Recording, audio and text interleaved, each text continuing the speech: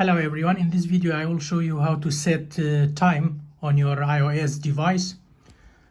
This is iPhone 11 Pro. So we go firstly to settings here, settings, and then scroll down to general, here general. Then scroll down to date and time. Date and time. I turned off 24 hours, so I prefer AM and PM. So this time set automatically by your network and the region, but some region you cannot set time automatically. So if you want to set the time by yourself manually, turn off the set automatically.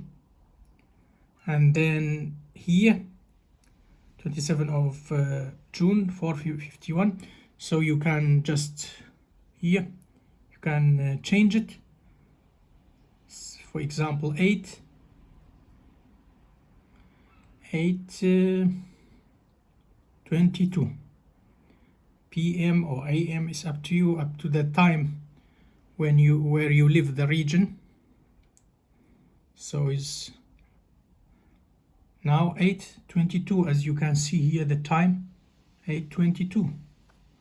The time set to 8:22. If you want set automatically back, just tap automatically. Thanks for watching. Take care. Bye.